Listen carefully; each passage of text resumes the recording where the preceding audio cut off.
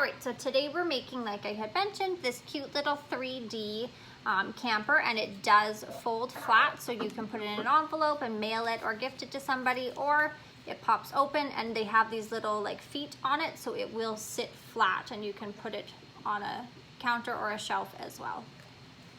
So the first thing that you need to do is take your long piece of paper like this that's been cut out to make a 3D camper, and you will see, like always with our 3D ones, it's got the perforation lines in it.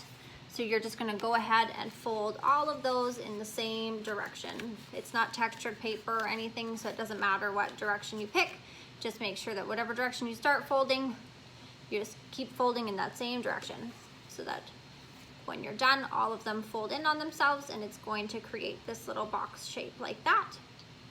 Once you have scored all those perforation lines, you can go ahead and put some score tape on this tab piece. So the tiniest, the smallest fold, you're just gonna put some score tape on the outside edge and wrap your project around and glue it down to itself.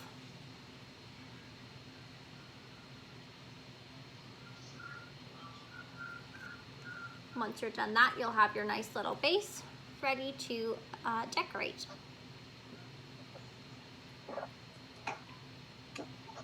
So I've cut all these elements out for you already with the Cameo machine. So all you're gonna have to do is just pick a side to start on and go from there. So if you were looking at it, the side that I made as the front, I have the tire is on the left hand, like if you're looking at it, the tire's on the left hand side and the little like foot peg is on the right hand side.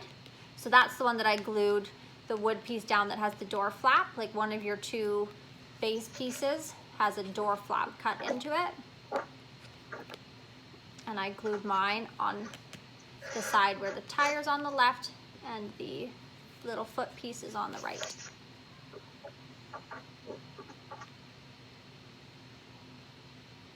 Oh, and like I had mentioned earlier, I did ink the edges of all of these little embellishment pieces. I didn't worry about the solid cardstock ones, the black and the gray for the tire. I did not ink those, but all of the rest of them I did ink. So if you want to ink those first, you can do that. If you don't want to ink them, that's fine. They do already have some distressing and sort of texture patterns in them, so it's all good. So the first thing you want to do is glue these 4 pieces of the wood grain paper down. And again, I'll say one more time, the piece of wood grain paper that has the door panel cut out of it, I glued onto the side of my camper where the tire is on the left and the little foot pedal is on the right, or like foot stand or whatever you want to call it. And then the only other thing to note after that is this little window piece. I learned this lesson the hard way. The hole for this piece here, like the window, like these are supposed to look like cute little curtains hanging in front of the window.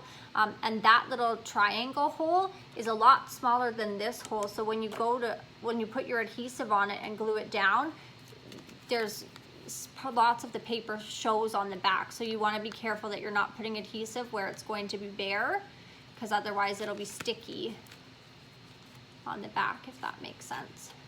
I messed up and then I had to hide my adhesive with just with just plain old tape so that it could still collapse and not stick to itself. So learn that lesson the hard way for you all. You're welcome.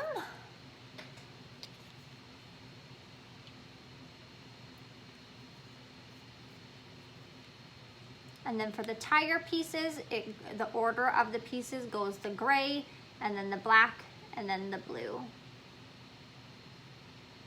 So you'll glue the gray piece down and the black piece down, or you even can glue the gray piece to the back of the black piece and then stick that down as one solid piece. And then that blue one goes over top because it's supposed to look like, you know, the part of the vehicle that protects the tire. Very technical. I don't know what that's called, but that's what that is.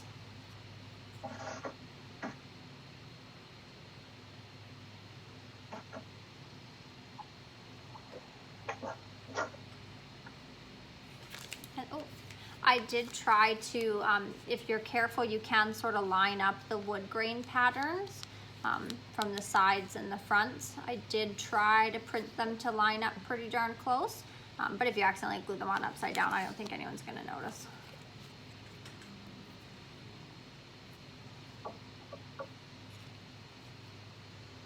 And on the back, it is just that wood grain piece and then those three same tire elements. So the gray piece, the black piece, and the blue piece.